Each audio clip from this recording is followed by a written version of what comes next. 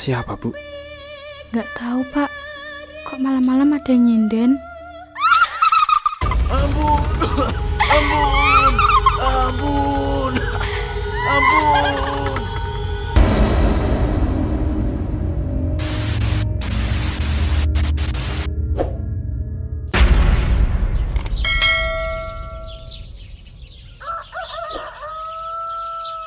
Gerobokan Jawa Tengah, tahun 2010. Pagi ini suasana bahagia menyelimuti keluarga Setio. Keluarga kecil ini berkumpul di halaman depan rumah mereka. Di sana sudah terparkir sebuah sepeda motor. Pak, ini nggak kelihatan motor second loh. Ini masih bagus. Kata penjualnya, bodinya baru saja diganti, Bu. Makanya kelihatan baru kan? Padahal harga motor ini di bawah pasaran loh. Untung banyak, Bu. Wah, alhamdulillah. Terus motor ini buat ibu. Ya kalau ibu mau pakai aja, Bu. Nanti bapak bisa pakai yang lama kok. Makasih, Pak. Iya, Bu. Apa sih yang nggak buat ibu? Bapak bisa aja ah. Berarti Vio diantar sekolah naik motor ini. Iya dong, Vio. Asik. Malam tiba. Waktu memasuki tengah malam. Keluarga Setio sudah tidur. Sekeliling rumah telah sepi. Motor baru terparkir di halaman samping, bersebelahan dengan motor lama yang mulai terlihat tua. Sayup-sayup terdengar.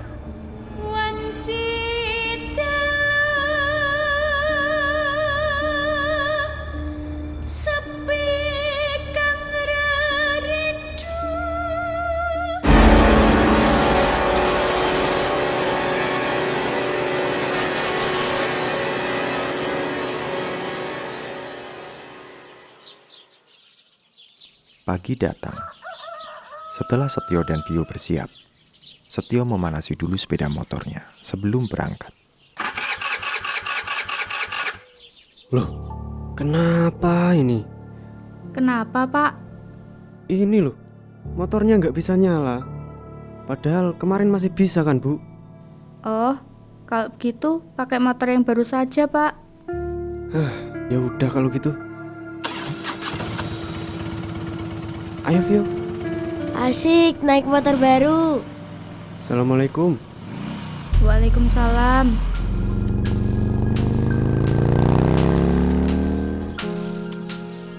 Siang hari tiba.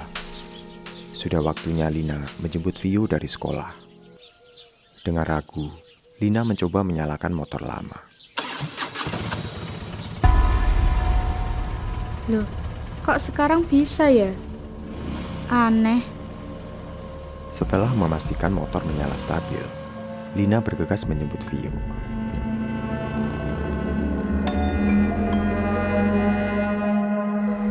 Sampailah Lina di sekolah dasar Vio. Baru saja dia berhenti, Setio datang menghampiri. Loh, Bu. Motornya bisa?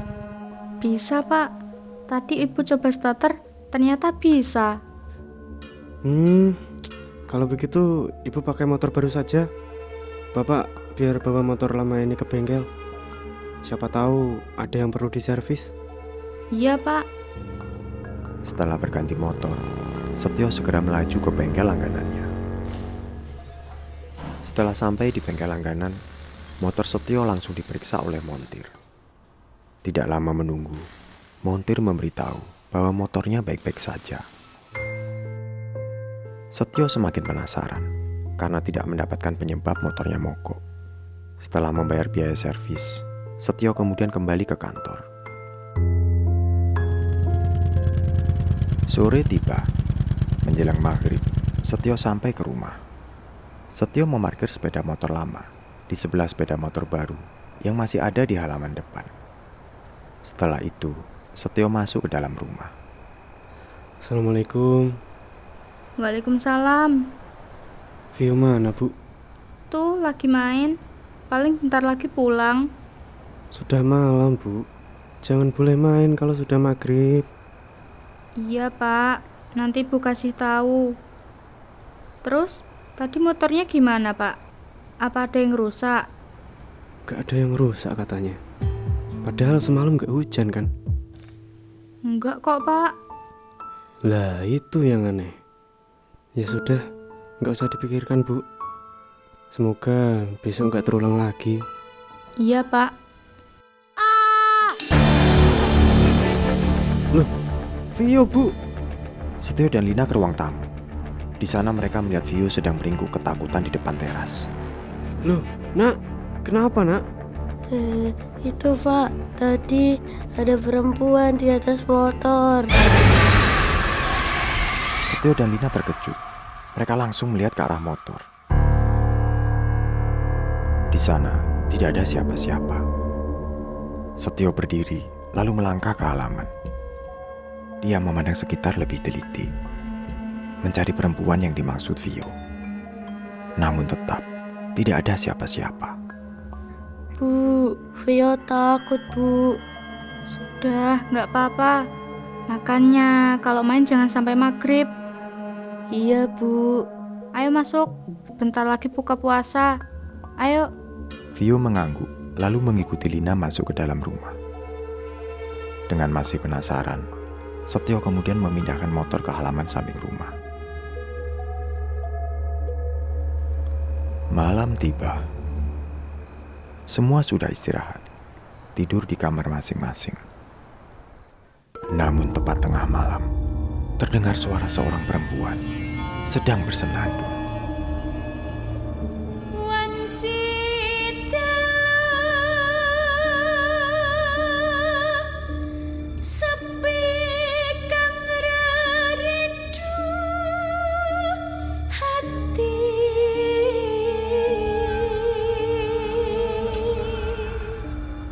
Setio dan Lina terbangun. Suara siapa Bu? Nggak tahu, Pak. Kok malam-malam ada yang nyinden? Apa ada hajatan dekat sini? Nggak ada. Tapi ini kok suaranya dekat ya? Ayo kita lihat Bu. Ayo, Pak. Setio dan Lina keluar kamar. Ruang keluarga remang-remang dengan lampu watt kecil. Mereka mengendap-endap, berusaha tidak menimbulkan suara. Setio dan Lina berusaha mendengarkan dengan lebih seksama. Suara itu berasal dari luar. Lebih tepatnya, berasal dari halaman samping. Sambil terus mengendap-endap, mereka berjalan ke pintu yang menuju halaman samping. Seketika, suara perempuan itu hilang. Loh, kok suaranya hilang ya, Pak? Lah iya. Bukannya tadi suaranya dari sini? Setio dan Lina memandang sekitar halaman samping. Tidak ada siapa-siapa di sana. Mereka terus mencari sumber suara. Namun, mereka tetap tidak menemukan apa-apa. Sambil terus kebingungan, Setio melihat ke arah sepeda motor barunya. Kejadian-kejadian aneh yang terjadi muncul setelah dia membeli sepeda motor. Apakah semuanya ada hubungannya dengan sepeda motor baru ini? Astagfirullahaladzim. Vio, Setio dan Lina segera masuk kembali ke dalam rumah. Lina dan Setio segera masuk ke kamar Vio.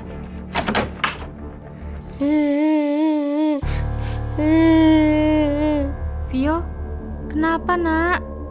Tanya Lina sambil memeluk Vio yang meringkuk ketakutan di atas ranjang.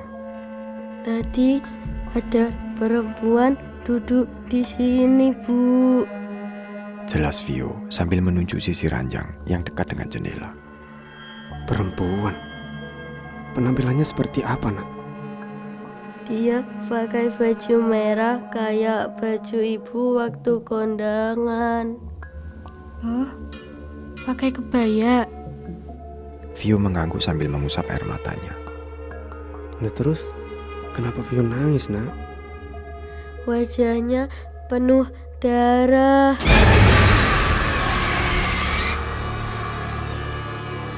Setio dan Lina terkejut. Mereka langsung teringat dengan suara nyanyian yang mereka dengar sebelumnya.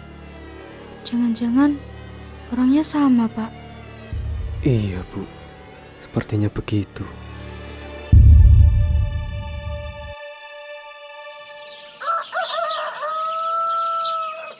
Pagi datang. Setio sudah bersiap berangkat kerja. Lina juga bersiap mengantar Vio ke sekolah. Bu, mungkin Bapak nanti pulangnya agak malam. Mau urus surat motor. Ibu sama Vio nanti buka puasa dulu aja. Nggak usah nunggu Bapak. Oh, begitu. Ya udah, hati-hati, Pak. Iya. Bapak berangkat dulu ya. Assalamualaikum. Waalaikumsalam. Waalaikumsalam.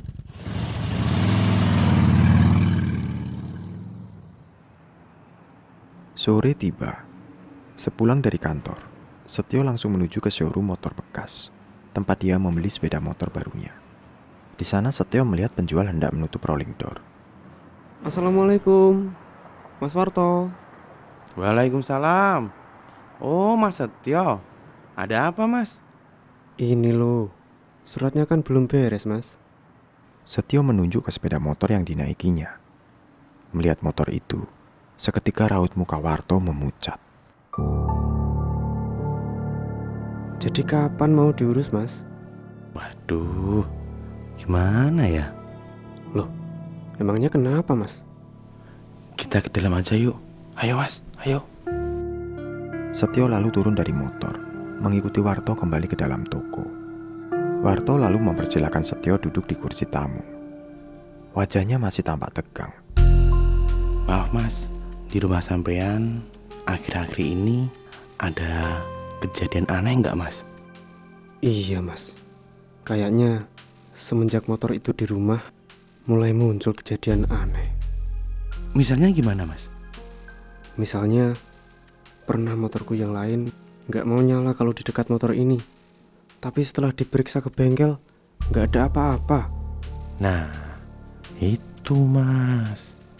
Sampean enak, cuma ada satu. Nah, saya tuh lihat di showroom saya ada lebih 20 motor. Tiap kali deket motor sampean, nggak ada satupun yang mau hidup. Pusing saya, Mas. Pusing. Oh, begitu. Pantesan Mas jual motor itu murah. Bukan begitu, Mas.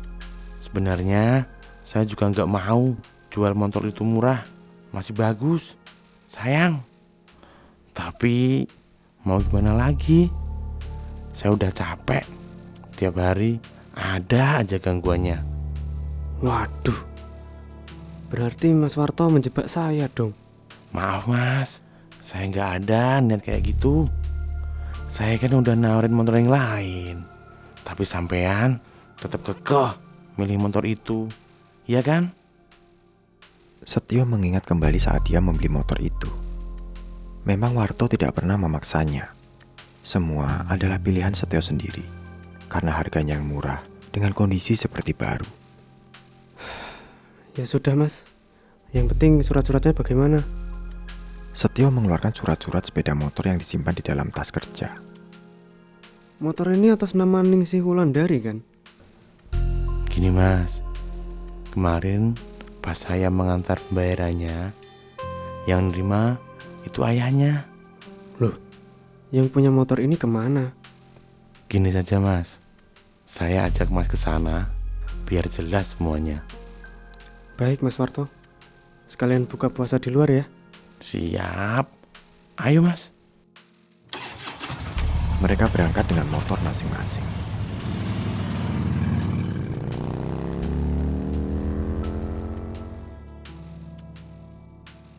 Selepas Isya, Warto dan Setio sampai di sebuah rumah tua. Rumah ini jauh dari jalan besar, dikelilingi kebun-kebun yang terlihat tidak terurus. Assalamualaikum. Assalamualaikum.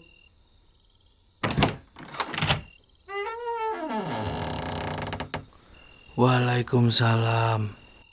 Pak Joko, ini saya Warto yang kemarin bantu jual motor Bapak. Oh, iya nak. Joko melihat ke halaman depan. Dia bisa mengenali motor Setio. Entah kenapa, mata Joko tampak sedih. Jadi, motor itu sekarang dijual ke siapa? Ini Mas Setio yang kemarin membeli motor Bapak. Saya Setio, Pak. Oh, begitu. Mari, masuk. Baik, Pak. Ayo, Mas. Setio dan Warto mengikuti Joko masuk ke ruang tamu. Setio melihat pemilik rumah ini pucat. Caranya berjalan dan bergerak menunjukkan kalau beliau sedang sakit. Setelah duduk di ruang tamu, mereka mulai berbincang. Motor itu adalah motor anak saya, Ningsih. Dia dulu seorang sinden. Joko melihat ke arah lemari pendek di ruang tamu. Tampak di sana sebuah foto seorang perempuan berparas cantik, mengenakan kebaya merah sambil tersenyum manis. Tidak lama setelah istri saya meninggal, saya jatuh sakit, sehingga tidak bisa bertani lagi. Sejak saat itu, Ningsih yang merawat saya. Sebulan lalu, saat berangkat manggung ke sebuah acara, dia mengalami kecelakaan sampai meninggal. Innalillahi wa inna ilaihi raji'un. Sekarang, setelah kepergiannya, saya tinggal di sini sendirian. Setio terdiam. Terlihat jelas mata Pak Joko memancarkan kesedihan. Sebagai sesama laki-laki, melihat seorang pria tua berusaha menahan air mata membuat dada Setio terasa sesak. Begini, Pak Joko. Maksud kedatangan kami ke sini untuk mengurus surat-surat motor itu. Oh, begitu. Apa yang bisa saya bantu? Oh, besok saja, Pak. Sekarang sudah malam. Lebih baik Bapak beristirahat dulu. Maaf kedatangan kami mengganggu istirahat Pak Joko. Loh, gimana toh, Mas? Sudah, gak apa-apa, Mas. Pak, kami pamit dulu ya. Assalamualaikum. Waalaikumsalam.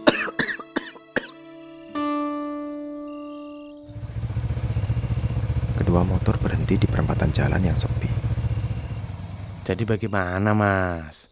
Kalau besok siang saya nggak bisa ngantar, harus jaga showroom. Iya, gak apa-apa, Mas. Besok waktu libur, saya ke rumah Pak Joko sendiri aja. Oh gitu. Ya udah, kalau nanti perlu bantuan, langsung kabarin saya ya. Iya, Mas. Terima kasih. Kalau begitu, saya pulang dulu. Assalamualaikum. Waalaikumsalam.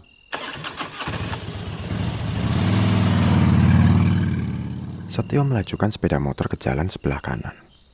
Namun wajah Warto langsung pucat, mulutnya menganga. Dia melihat Setio tidak sendiri. Di jok belakangnya, duduk seorang perempuan memakai kebaya merah.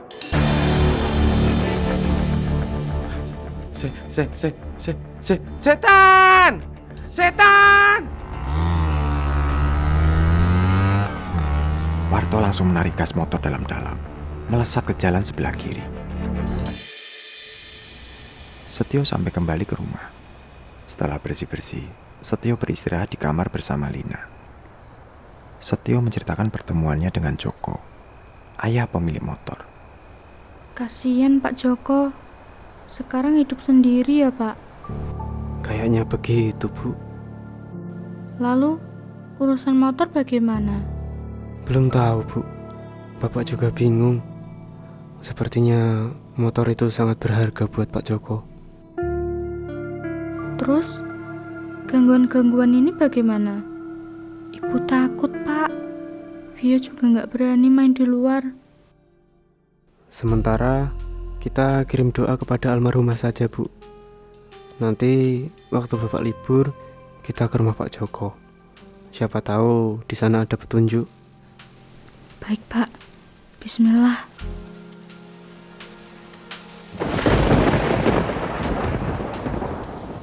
Malam semakin larut. Hujan turun, membasahi rumah dan sekitarnya. Keluarga Setio sudah tidur. Tidak ada yang tahu. Tidak ada yang melihat. Di halaman samping, sosok berkebaya merah duduk di atas motor.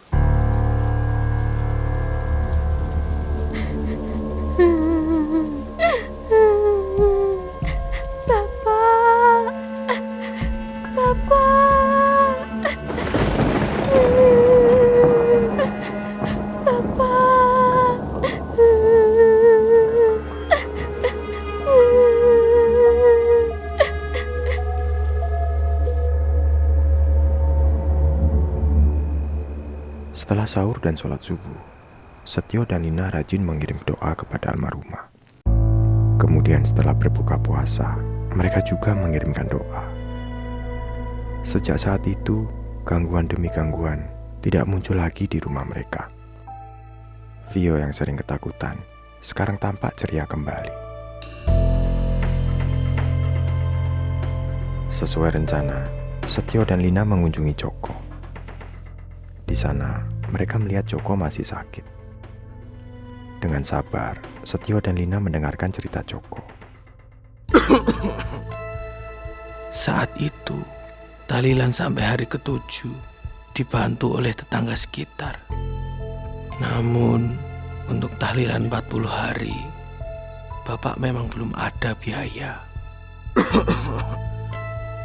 Uang hasil penjualan motor juga sudah habis untuk berobat.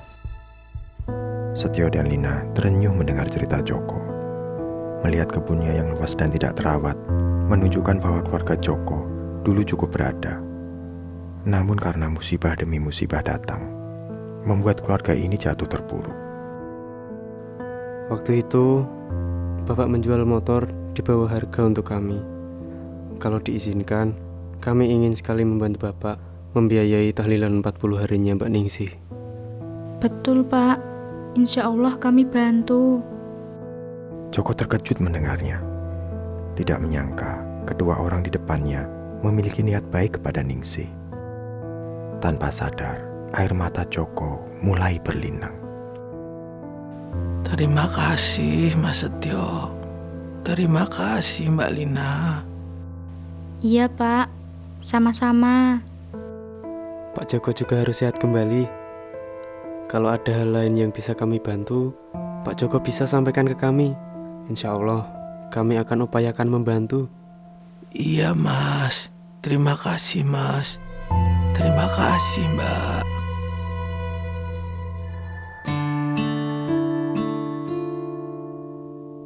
Tidak terasa, sampailah waktu tahlilan 40 hari Ningsih. Sesuai janji, Setio dan Lina membantu semua biaya. Undangan-undangan berdatangan, membantu mendoakan almarhumah. Setio dan Lina memutuskan mengembalikan motor kepada Joko. Mereka mengikhlaskan motor itu tanpa meminta uang kembali. Joko sangat berterima kasih. Motor itu sebenarnya sangat berarti bagi Joko. Menjadi kenangan dari mendiang putri satu-satunya. Malam semakin larut. Rumah Joko sepi. Hanya berteman suara hewan-hewan malam yang saling bersaut-sautan. Sepeda motor Ningsih terparkir di ruang tamu yang remang-remang dengan lampu watt kecil. Tiba-tiba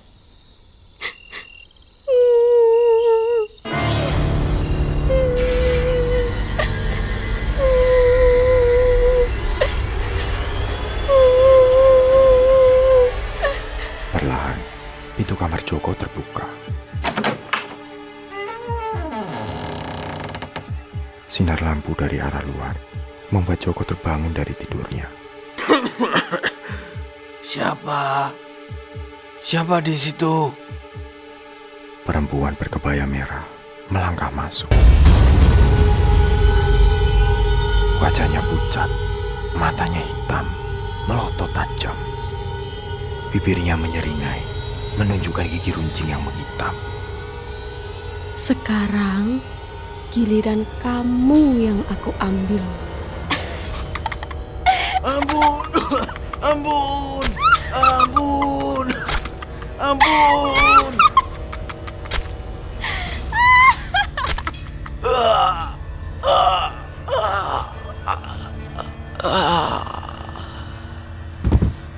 Dengan mata terbelalak ketakutan, Joko mengembuskan nafas terakhir.